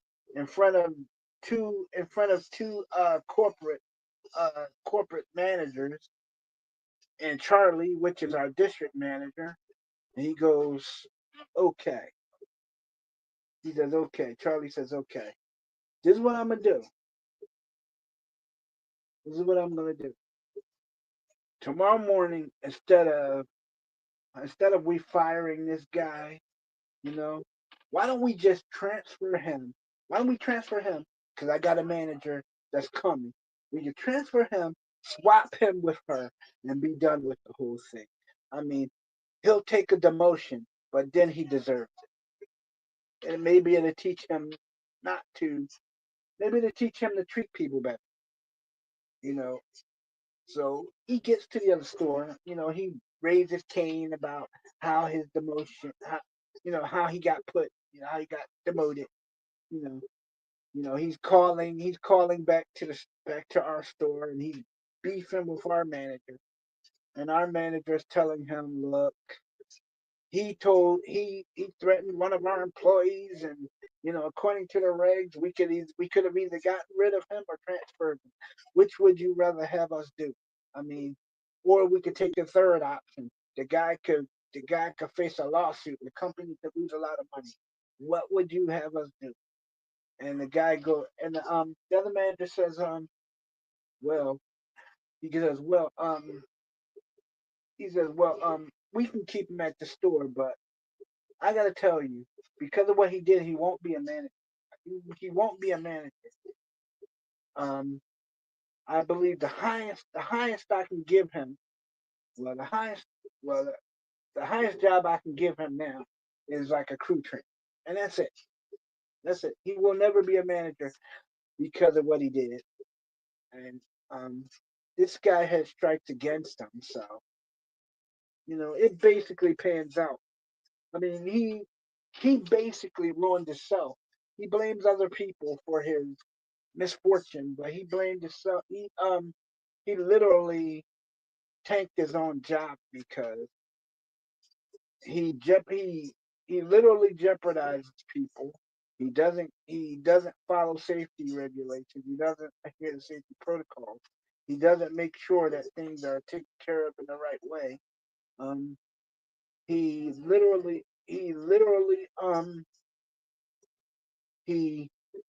according to regs again, when her we got our new cashier. Her name is Lisa, and she comes in. Now she's 16. She's supposed to be. Now I get there. I was 25 at the time. I get there, and I clock in, and I'm seeing this 16-year-old, and she's behind the cash register, and I'm looking at the clock, and I'm like, it's 8 o'clock in the morning. It's on a Monday morning. What is she doing here? And Phil says, Phil says, um, Phil says, um, do you think, do you think, and I'm thinking, Phil, dude, no, no, no, right? Because Phil's working at another store, but Phil shows up and he goes, do you think? And I'm like, don't even ask me. I said, I'm not in charge. I said, you need to ask the shift manager. She's back there in her office. I'm going to do what I'm supposed to do. I can't help you. And he goes, okay. So I'm back there and I'm back there and I'm like literally working. I'm turning on my equipment, making sure everything works, doing maintenance checks and everything. You know, checking the time tags and setting everything up. All of a sudden, I see this kid comes back and she comes bopping back. She's talking. She oh, and hi, I'm Lisa, and yeah, yeah, and I just got hired today. I don't have the slightest idea what I'm supposed to be doing, but he says I'm supposed to work back here with you, and I'm like, this, oh crap. The first thing I said was crap, because um, the last time they put a teenager back there with me, it didn't go so good because one, I went on break, come back, and this person had flour all over the place, and it was crazy. She had flour all over the floor and stuff. So I literally had to clean the place up. And I'm thinking to myself, don't go on break. Don't go on break. Whatever you do, don't go on break. We can't trust this guy. The last person he sent back here wrecked the kitchen. We were back here for 2 days trying to clean this place up. So I go in there and I'm preparing chicken. I have her right there. I tell her to put her hands in the flour. This is how I was trained. I put her hands in some plastic gloves and I put her hands in the flour. And I'm literally standing behind her and I'm letting her see me sift the flour over the chicken like we supposed to. Right? And I tell her, put your hands in there and you do. And I'm having her do it. Making sure the chicken is really good covered. I tell her to put the chicken on a thing, to dip it in the batter, bring it up out of batter, put the basket up and dip one more. And then you put it all in the thing together and you shift this stuff over it, you know, and you're you're arranging it on a tray to be cooked. Put it on a tray, like that, you know. And I put it on the tray and I lead her over to the fryer. I set everything up. Everything is on automatic, right? She drops the chicken, in the fryer. Everything's cooking. I'm flipping the switches to make sure everything is set right. and I tell her time tags, right? Every first time you cook the chicken is 5 minutes. Then you flip it and you let it cook for 8 minutes. The timer set to go off is 8 minutes. 8 minutes. You stay back here for 8 minutes, and then you pull the chicken up. You arrange it on a tray, right? But you put it on the grease tray first. Let the grease drain off, and you put it on the tray. You put it on the chicken tray. You arrange it, and you take it up front. They will put a time tag on it up there. You don't tag it back here. They will put it up front in the crest cord. That long, slender silver thing is a crest cord. It's meant to keep food warm. You put it in there, and you tell the manager how many runs of chicken you have. Each tray has 32 pieces. Two trays has 64 pieces, right? Three trays, 96 pieces, and so, right? I got 4 trays. I got 4 trays under, which is 4 trays in the crust cord. I got 3 trays in the window. I'm good. So all of a sudden, all of a sudden, she comes running back up there to me, and she says, "Oh," she goes, "Oh, oh, we need chicken really quick." And I'm thinking to myself, we can't be out of chicken that fast. I was only gone 15 minutes, and I go back there, and there's four there's four there's 4 trays of chicken in there. All she had to do was take 2 out and put it in the window, right? And she's all excited. She's like losing her mind. I'm like, okay. I I come back and I take the tray out of the crust core and I put it up. I put the 2 trays in the window. I time tag them. You know, I time tag them. 4 hours like I'm supposed to. And I'm telling her, no need to be excited. You got 2 trays under. Okay, this is what you do. You come back and you get you get like 4 bags of chicken out of the thing. Because you see people coming in. You prepare 2 runs to go to fry. Okay. I'm gonna prep the 2 runs for you because it's quicker. Okay. I prep it and I got it down. Everything is on automatic. Click, click, push the switch. Right? They're set. They're cooking. So I got her cleaning the table. I got her cleaning the table. I already sifted the flour and everything. You know, I'm doing maintenance checks on the third fryer. So I'm cleaning it basically and getting it ready to be used again. I put fresh grease in it, and I take the vat in the back and dump it in the grease tank and bring the vat back and clean it out. I put everything back together after I showed her what I was doing, and I'm all done. The fryer is all set to be used. I heated it up and got fresh grease in it.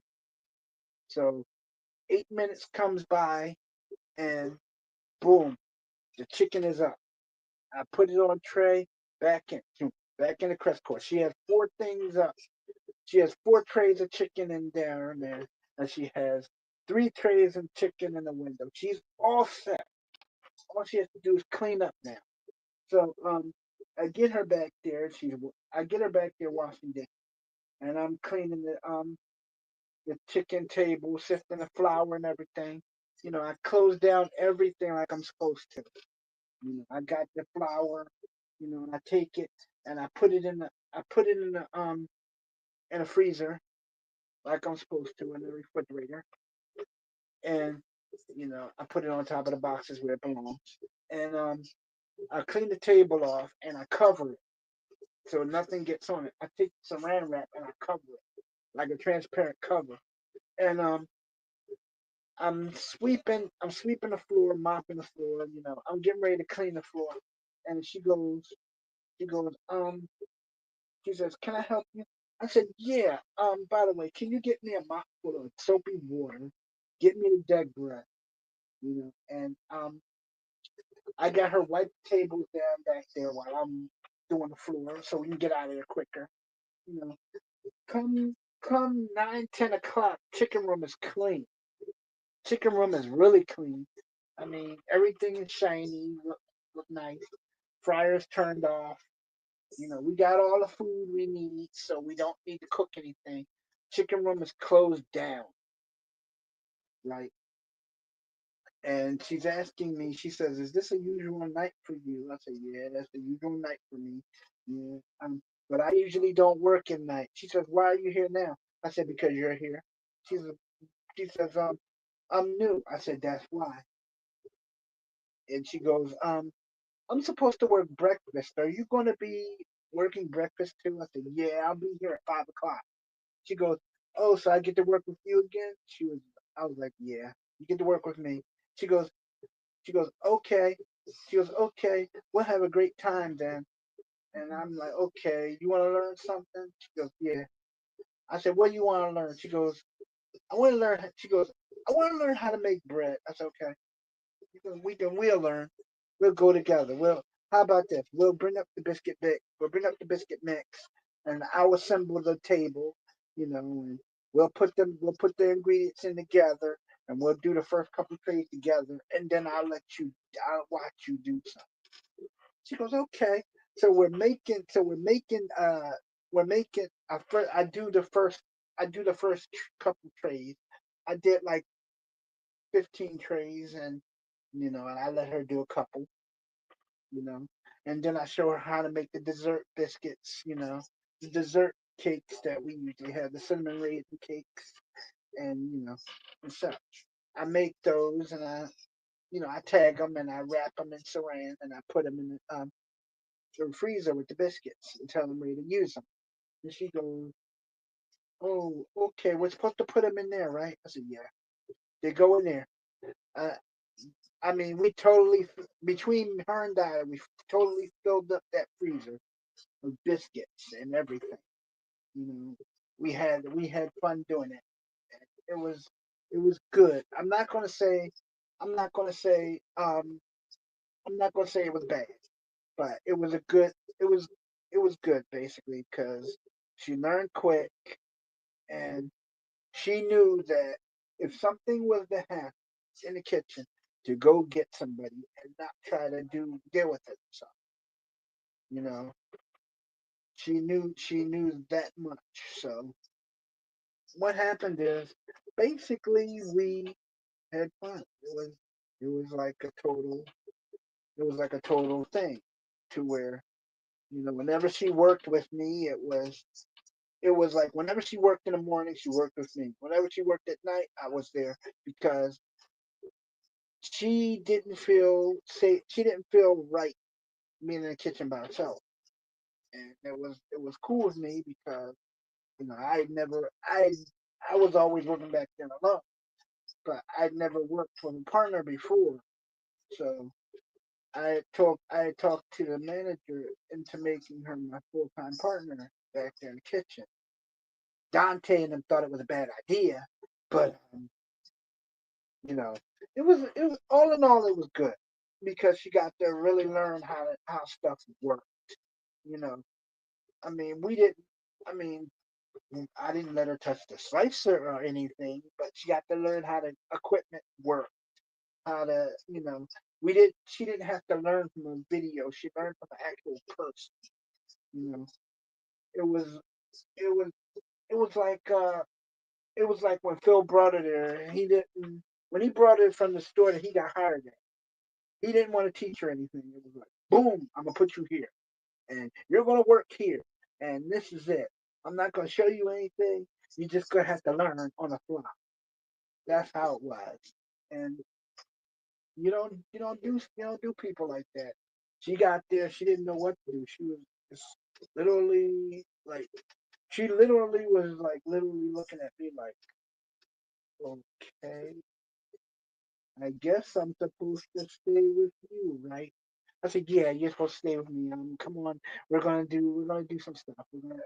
I'm gonna teach you how to do stuff, right? And you gotta pay attention because I'm not gonna do it fast. I'll do it really slow so you can get it, and then I'll let you try it. So, um, I'm cleaning the chicken. I'm washing the chicken and cleaning it. Doing it, taking the feathers, taking the feathers off it, and everything, you know. And she goes to, and I really should. laugh at this. But I'm using something like a little paring knife to like pluck the feathers off. And she goes. I tell her to get a knife, and she goes and she gets the biggest and the sharpest knife in the kitchen, right? And she goes here, and she hands me the knife, and I look at her and I go, okay, I'll just take that, and I put it on the table.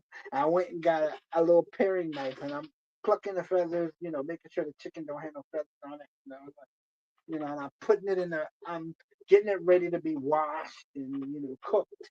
And she's looking at me and she goes, okay, so I did something wrong. And I said, no, you didn't do anything wrong. I told you to get me a knife and you went and got it. So you did something right. Don't say that you did anything wrong. You did everything right.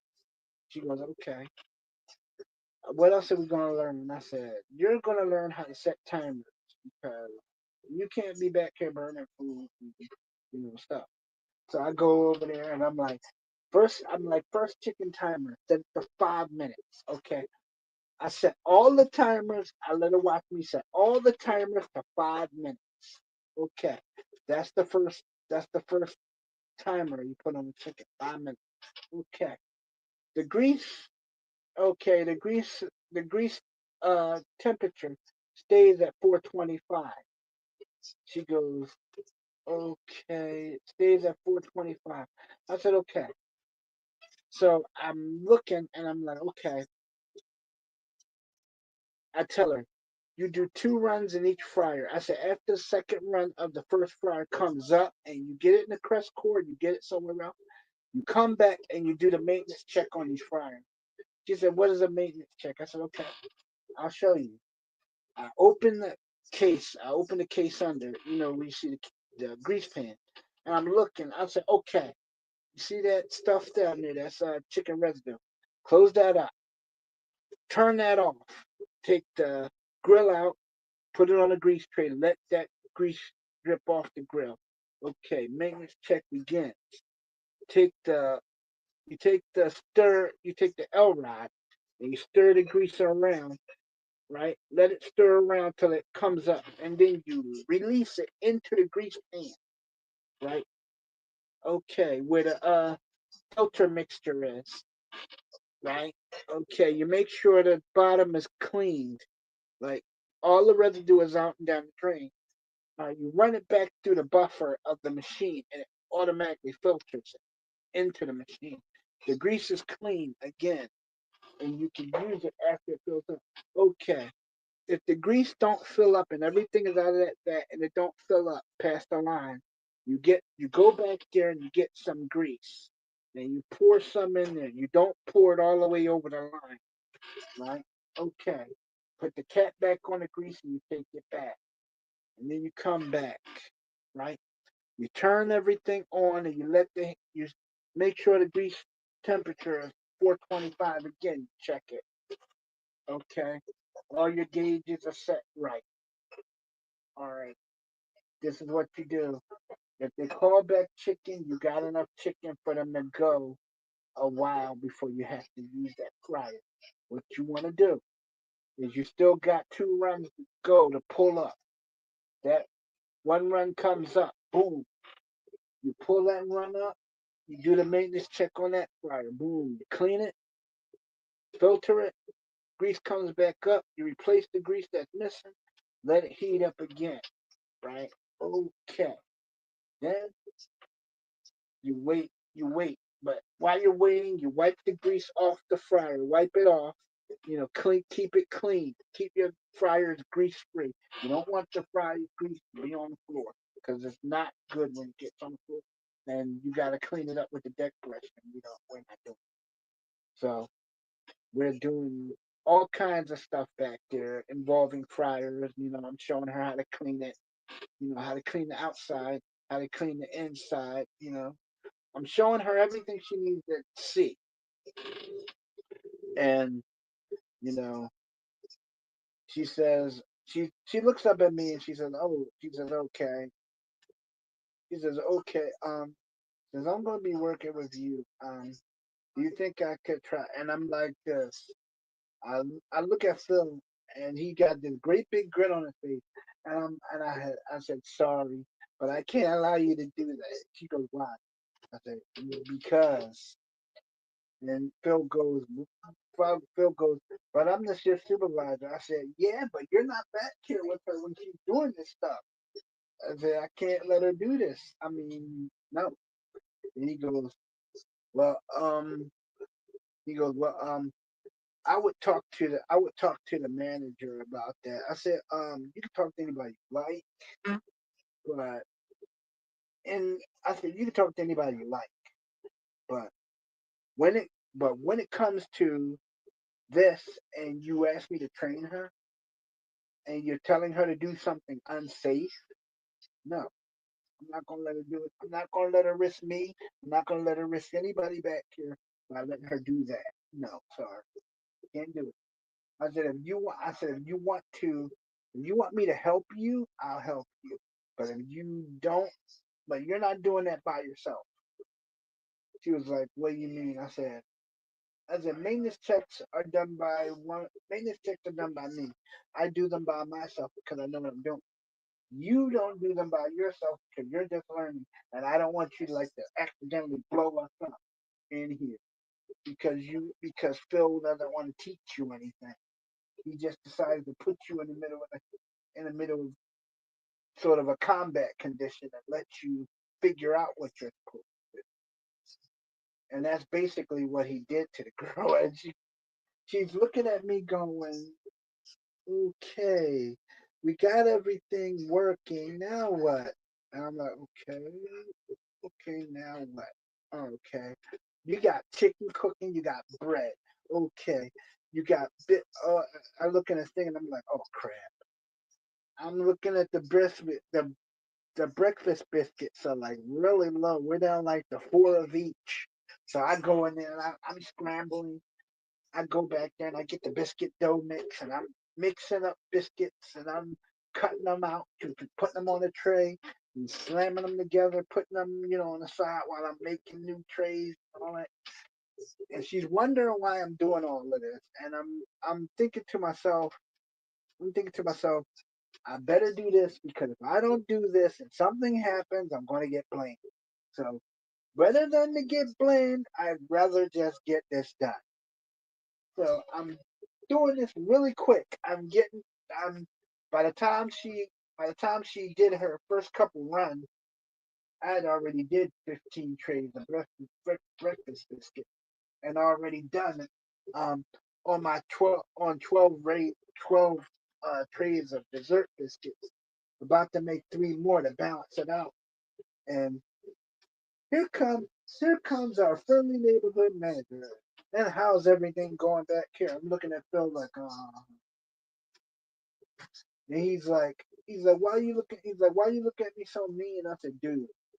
I said, come on, man. You put this girl back here, and you knew full well you didn't train her, you didn't do nothing. You didn't even let her watch the video. So I said, how you just gonna put a girl back here and not let her know what she's getting into? Uh, well, and the first thing he says to me is, the first thing he says is, well, I thought that I would have time to. I said, man, you didn't do nothing since you walked in the door. All you did was go outside, smoke a cigarette, eat a burger, sit outside the lobby, write in a logbook, talk on your phone, come back, talk on the phone, sit in the office, bother me, and that's all you did.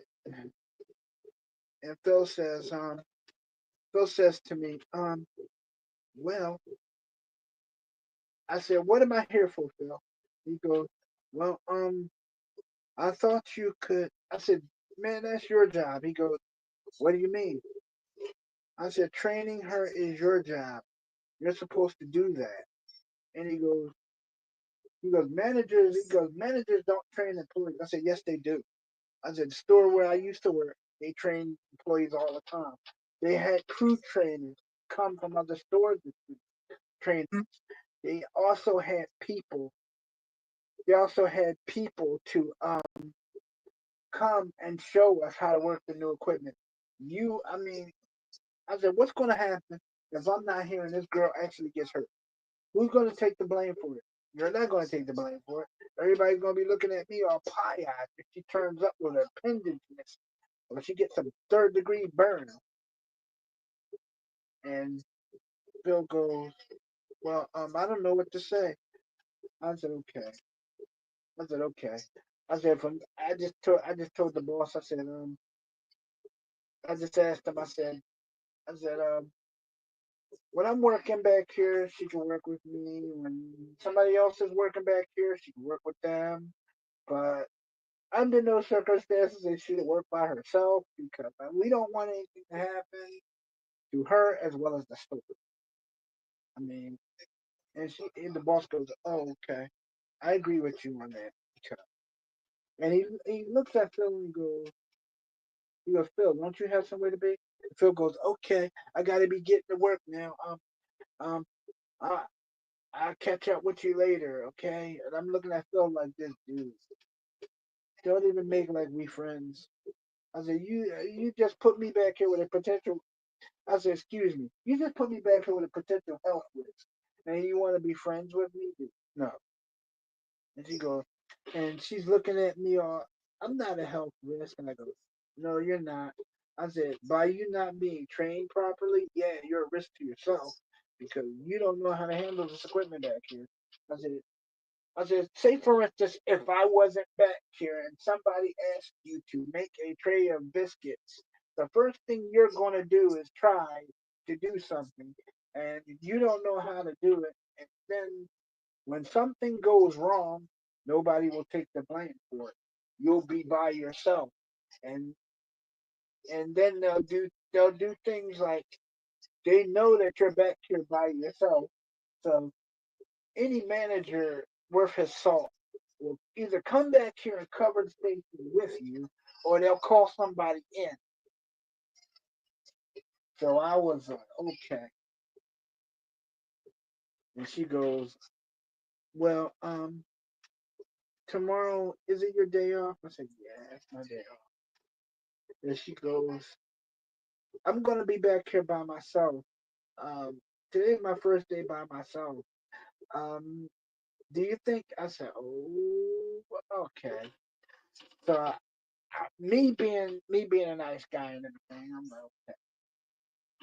So I show up. I got my backpack with me and uniforms in my backpack. I'm just sitting out there in the lobby, eating lunch. Just drinking coffee, reading the paper. You know. And she's literally back there, and you know, she comes up the front. She's really glad to see me, and she sits down. So she goes, so you actually showed up, huh? I said, yeah, I made a promise to you that I would show, and I did. And she goes, okay. She goes, okay. I said, how much did you do? Um, it shocked me because she managed to keep, she managed to keep a tray of chicken in there. She had two in the window. She was pretty good. She was pretty well off as far as that. But she came running up there because our manager, in his infinite wisdom, he says, one, I want you to make X amount of biscuits. And she comes running up to me and she goes, Randy, I know this is asking a lot of you, but could you help me? I said, okay. All right. So I said, I'm going into the men's room and I'm going to get dressed. Okay. So I'm like, I go to the door and I open it, about to go in the men's room. And she comes running out. She goes, I really need your help right now. So I grab the bag and I run back into the kitchen, still my street clothes, and I'm looking, and I'm like, oh, what did you do? And she goes, I was trying to, I said, first, first, let's vent all of this smoke. I said, first, let's vent all the smoke. You know, I turned on the fans and vented all the smoke out. Okay, out of the kitchen, back kitchen. And second, I went to making bread. I did the mix. I did the mix and had her. I did the mix and cut out all the biscuits and had her wrapping. As the chicken was cooking. You know. Then I commenced to cleaning the chicken room up like the way it was. Managed to get it back to the way it was. But all of this before I changed clothes.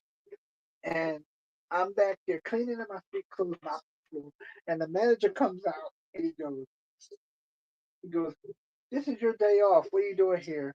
And I go, "Oh yeah, I came back because yeah, Lisa decided she needed a little help. Yeah."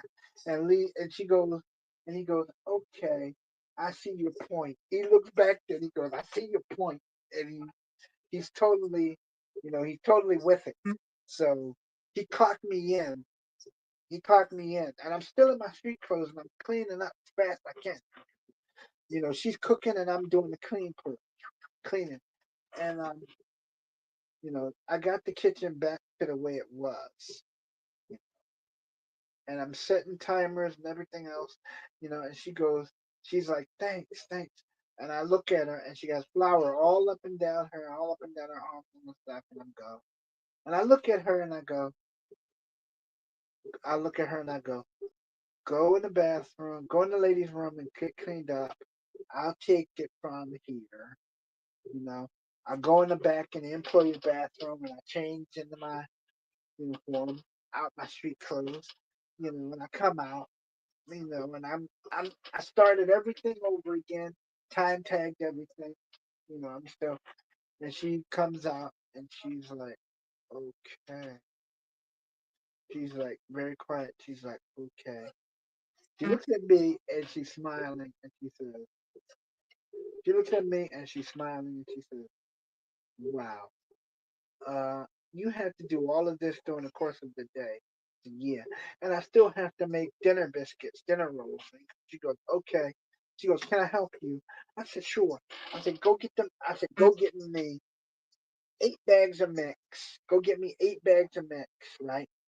We're gonna do 16 trays of biscuits right now." So she gets me the 8 trays of biscuit mix, and we're doing it. I got I mixed up mix in 2 bowls. And I'm scooping them. I got her scooping out of one bowl and me scooping out of another. We we managed to get everything done in a half an hour. So she says to me, she says, um, "So now that we're finished, what's going to happen?" I said, "First of all, we're going to take these biscuits, roll them out. We're gonna put them in a thing. After we time tag them, we're gonna put them in a thing, and we're gonna leave it at that." And she goes, "Okay." And we're putting the biscuits in. We filled that freezer up. By the time the managers came back from lunch, we filled the freezer up. We had everything in the crisp court done. We had our sandwiches in the window. We had everything done. Kitchen was being cleaned. You know, I looked at her and said, "You did a good job. You did a good job. Um, you did a good job. I got something I need you to do." She was like, "What do you need me to do?" I said, "Would you mind doing these dishes for me? I mean, I can do everything else, but would you mind helping me with this?" She said, "Okay." So I took everything apart. She's washing them and putting them back. I took the chicken rig down and she washed it. Washed it, cleaned it, and I put it back up again. I put new ice in the bottom of the batter thing. You know, and we cleaned up everything. And she looked at me and she looked at me and she said, "Okay, what now?" I said, "Now we do a thing called you go on break." And she says, "Oh, I go on break." I said, "Yeah, clock out." She was like, "How do we do that?" I went to the office and I punched her out. I said, "Clock out 66 and sit there on a break." And I'm in the kitchen by myself. I got the music playing, you know. I got the music playing. I'm wearing my radio so they can call back orders. And 30 minutes come by. You know, there's nobody coming in. Um, so we got a couple of hours to kill. And she says to me, she comes into the kitchen. She says, "What now? My 30 minutes is up." I said, "Okay, now we're gonna do." I said, "Now we're gonna do some stuff where we're gonna get cleaned up." She said, "What do you mean?" I said, "We're gonna clean this kitchen up one final time, and then we're gonna go. We're gonna clean this kitchen up one final time, and then we're gonna like get ready to get out of here." She said, "What do you mean?" I said, "We're gonna clean this kitchen up. We're gonna get ready to get out of here. We're gonna get ready to go home." She said, "Okay." So she's helping me clean. She's helping me clean. She's doing the dishes for me and everything. And I'm doing everything that I can do. I got the tables cleaned and the fryer's done over. I covered the table in saran wrap. As a precaution in case we have to use it again. So we're getting ready to go. And the manager stops us at the door and he said, "You guys work really well together. Why not just make you to a permanent team and you guys work back here?" Like, okay, we can do that. I mean, I'm like, "Are you game for it?" She's like, "Okay." She did the dishes and she did the dishes and I did the chicken and she helped me with the biscuits and we were like doing stuff. And, we got a lot of stuff done. It was pretty cool having a partner. It's better than working alone and trying to. So, I mean, when you're actually having to do that stuff by yourself, it's not good because you can make mistakes. But being as though she was learning, and people make mistakes, and I was telling her when I was training her, I said, I said, "Yeah, we all make." I said, "We all make mistakes, and nobody is perfect. So if you make a mistake, just tell somebody that you made a mistake, and we'll try to fix it together. We don't we don't have to do things. We don't have to always try to do things by ourselves. If you need help, you let me know." And she goes, "Okay, if I need help, I'll let you know." And I said, "If I need help, I'll let you know." We both did that. That's how we did it. We switched off. And next thing I know, she goes, "Okay, do you think that?" She goes, "Okay, I'm ready. Do you think I could try?" I said, "Yeah, you can try. I'll let you. I'll let you do what you have to do as far as that. But other than that, it's all right." And she goes, "Okay." So we're working together. We're doing what we can do. We're doing literally things in the kitchen that we're supposed to do. She's helping me out by doing the dishes, sweeping up and stuff. And I'm trying to get stuff done. And time to go home. Time to go home. The manager says to me, um,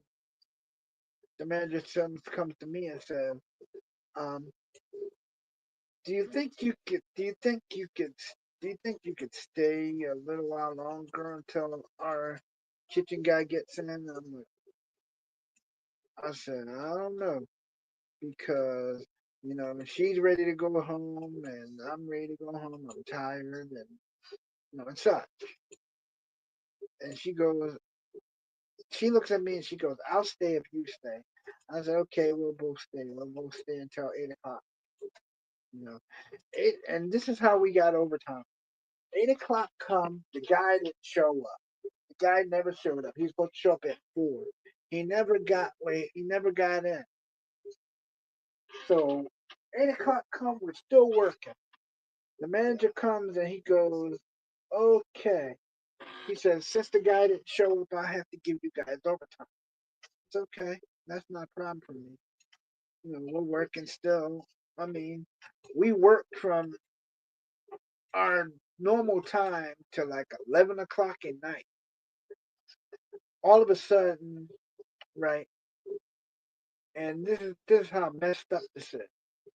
We work we worked until our regular time.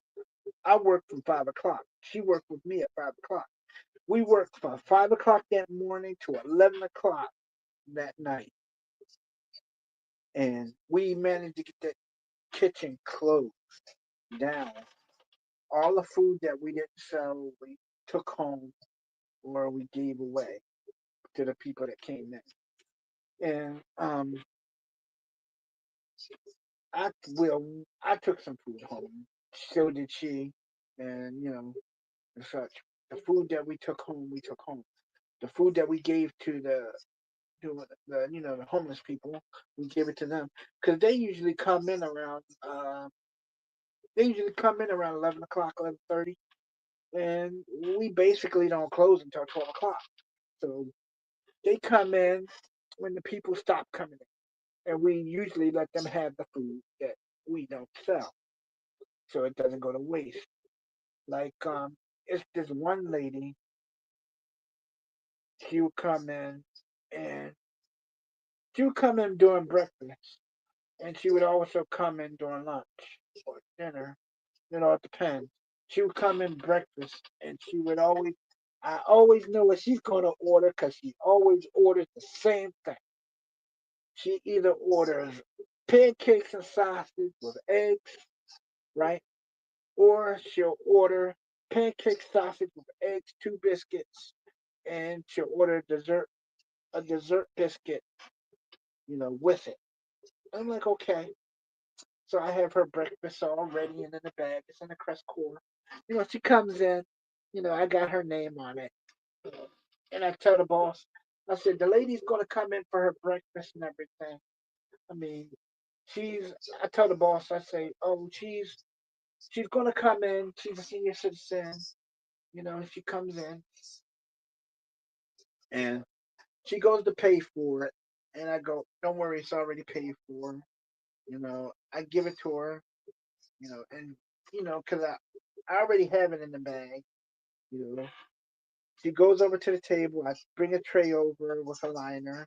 And I put her food on the tray, and we're talking as I'm doing things. And she goes, I know this is, I know, I don't mean to bother you. I said, you're not bothering me. I mean, you're not bothering me. Um, you're not bothering me. I'm glad to see someone early in the morning, when I'm starting out. And it's a good luck when you see someone, especially a friend, early in the morning, you know. And you know, we're sitting down there, we're talking, and she's eating breakfast, and I'm drinking coffee, because I really don't have anything to do until 11 o'clock. So I'm just literally sitting down and not doing anything. And she says to me, she goes, "What do you do?" She goes, "What do you do here?" And I go, "Well, for starters, I cook here. I make those breakfast biscuits if you like. I make the pancakes. I make the eggs. Sometimes I run back there and I make that chicken that you come in here and you like. I make that. And she goes, "Really? Yeah, I'm stuck doing that. You know, I make jokes out of it. And she's like laughing. We're laughing and whatnot. And like the boss likes it when we get along with the customers. We make good we make good we it's like good customer relations, like anything. We just we in order for us to have good business, you got to go along with customers. Good. You gotta get you gotta get in. You gotta get in. You gotta get really in touch with the customers and know that every time you every time you do something that it's going to work out good for you because the customers like it when you do special things for them. Like like the lady that comes in for her breakfast. I always like I know she's a senior citizen. I know that she was on fixed income and stuff like that. You know. So I always I always when I can I always comp her breakfast. Like I'll tell the boss, no, don't worry, I'll get it after my shift. I'll pay for it. Okay? Don't worry about it. We all of us decided that we were gonna start copping her breakfast because she's a senior citizen. You know, and when it was too hot to go out, like it was too hot for her to walk down to the store. Sometimes I would box up food, bag up food, and I would take it up to her like on my lunch break or something, because she only lived like a couple blocks away from the store, you know, and and most of the time she'd just come down there and sit in the store and talk to us and pal around with us because that's that's better. It's like customer relations, and that's what you do. But it's like she said that any other store she went into, she wasn't always welcome because people thought. I mean, people thought that this woman was homeless, but she was not. She had a very nice. Her husband is a very nice person. It's just that they're senior citizens, and when I when I would cop her breakfast, I would always make sure to get him breakfast too because what you do. And one time, you know, one time she came up there. She had brought him, and I had just met him for the first time in my life. I just met him the first time in my life. So I walk up there and I'm like, "How you doing?" I'm like, "How you doing?" I introduce myself. And she says, "Oh hi, this is my friend," and she says, "Oh hi, this is my," and I'm like, "Oh how you doing?" I always call me sir, you know, and I always call him sir, and he goes, "Oh don't call me sir, call me," and I'm like, "Okay, Clarence," and I'm like, okay, so we're like really doing things, you know. We're like really doing things like silly things like around the school. We got the music playing and we're prepping food and whatnot. And me, I don't have anything to do because breakfast is already done. All they gotta do is throw a couple things in the tray, a couple things. That's it. But you know, that's it. But hey, okay. I won't bore you with that. But I'll see you later. Yep. I'll see you later.